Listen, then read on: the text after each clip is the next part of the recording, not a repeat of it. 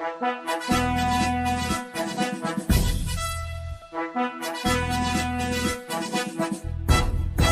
TV ప్రేక్షకులకి స్వాగతం.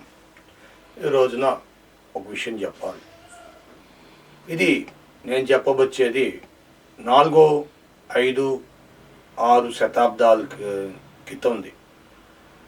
అరుణాచలం విన్నారా పేరు? అరుణాచలం ఈయన చాలా ప్రాచీనమైన మందిరం. సుమారు 25 ఎకరాల్లో ఈ మందిరం నిర్మించారు. ఆనాటి చోళులు ఈ మందిరాన్ని నిర్మించారు. ఇది తమిళనాడులో చెన్నై నుండి సుమారు 130 కిలోమీటర్లు సమీపంలో ఉంటుంది. ఈయన దగ్గరికంట పిలిస్తేనే వెళ్ళగలమంట, పిలవకపోతే వెళ్ళలేమంట. పౌర్ణమి రోజున కొన్ని వేల మంది, సుమారు 1,00,000 పైనే దగ్గర ఆ దేవస్థానం చుట్టూతా ప్రదక్షిణాలు చేసి, మనకి విజయవాడలో ఇంద్రకీలాద్రి భవానీ మాల వేసుకున్న ఒక్క రోజున, లేకపోతే ఆ రోజు ఇరుముడి సమర్పించే రోజున ఒక్క రోజునే జనం కనబడతారు వేరు ప్రాంతాల నుండి. ఇక్కడ మాత్రం ఒకే రోజున, పౌర్ణమి ఒక్క రోజునే భారతదేశం నలుమూలల నుండి అనేక మంది భక్తులు వచ్చి దర్శనం చేసుకుంటారు. సుమారుగా 4 గోపురాలు ఉన్నాయి. ఒక గోపురాన్ని మించిన గోపురం ఒకటి. 11 అంతస్తుల గోపురం. ఒక్కొక్క గోపురం దరిదాపుగా 241 అడుగు ఎత్తు. మిగతా గోపురాలు ఉన్నాయి కొన్ని చోట్ల 215, 220, అలాగే 175, 171. అయితే ఇది అత్యంత ప్రాచీనమైనది.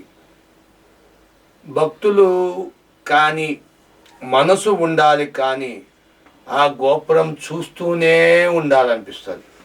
ఆ గోపురం మీద అనేక రకమైన నృత్య కళలు, రకరకాల విన్యాసాలతో, శివపురాణాలు, ఇవన్నీ రకరకాల సమాచారాన్ని తెలియజేస్తుంటాయి. ఆ శాసనాలు మేము చూస్తే ఇది ఏ కాలం ఉంది. కృష్ణదేవరాయలు కూడా ఇక్కడికి వచ్చారు. ఎంతోమంది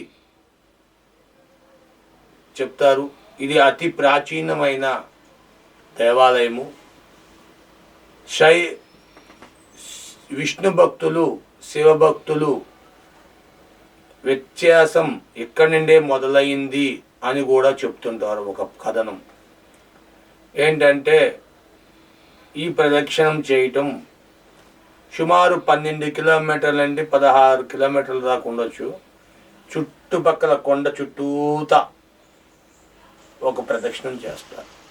మోక్ష మార్గం, ఒక చిన్న ఇది ఉంటుంది, ద్వారం.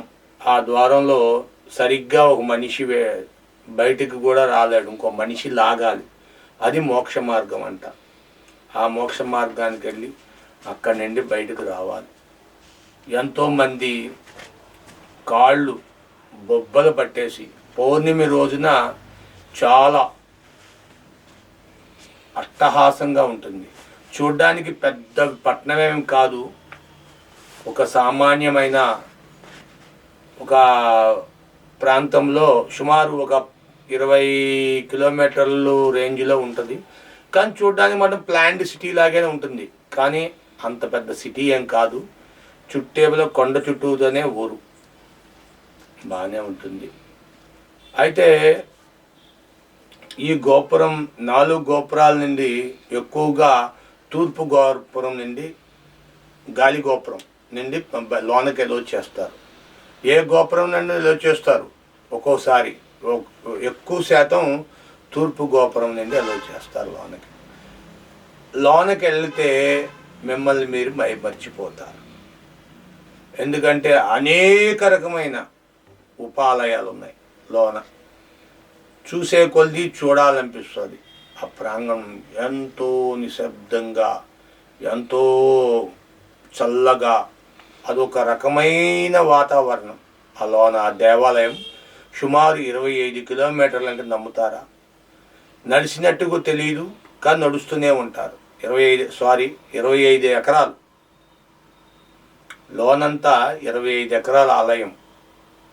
ఎక్కడన్నా 10 ఎకరాలు లేకపోతే 15 ఎకరాలు ఉంటుంది, కానీ ఈ ఆలయం చాలా పెద్దది. ఈ ఆలయానికి డబ్బులు కోట్లు బంగారాలు ఇచ్చినోళ్లే కానీ లేవు అనేది. ఈయన సంపద ఎంత ఉందో ఎవరు తెలియదు, బయట పెట్టరు. ఇది తమిళనాడు ప్రభుత్వంలో ఉంటుంది ఈ ఆలయం, కానీ ఈయన సంపద బయట పెట్టరు. తమిళనాడులో అనేక ఆలయాలు ఉన్నాయి, కానీ ఎక్కడా కూడా వాళ్ళ సంపద బయట పెట్టరు. పద్మనాభ స్వామి ఆలయము కేరళలో అలా చాలా ఉన్నాయి. కంచి కామాక్షి, మధుర మీనాక్షి, అన్నీ చాలా దేవాలయాలు ఉన్నాయి. కానీ మన దక్షిణ భారతదేశంలో ఆంధ్రాలో ఈ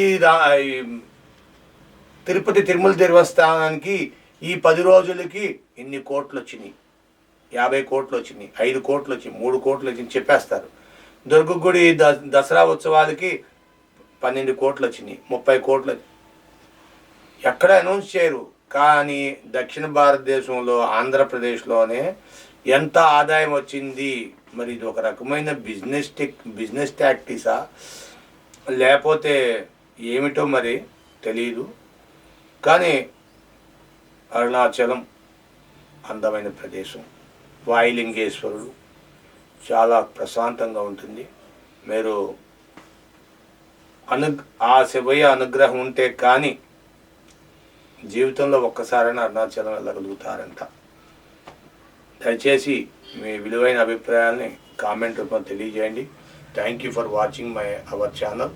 దయచేసి మీ భక్తి విషయాలు చెప్తే మీకు నచ్చుతాయంటే కామెంట్ రూపంలో తెలియజేయండి. మరిన్ని భక్తి విషయాలు తెలియజేస్తాం. Thank you for watching our channel. Like చేయండి, సబ్స్క్రైబ్ చేయండి, షేర్ చేయండి. Thank you.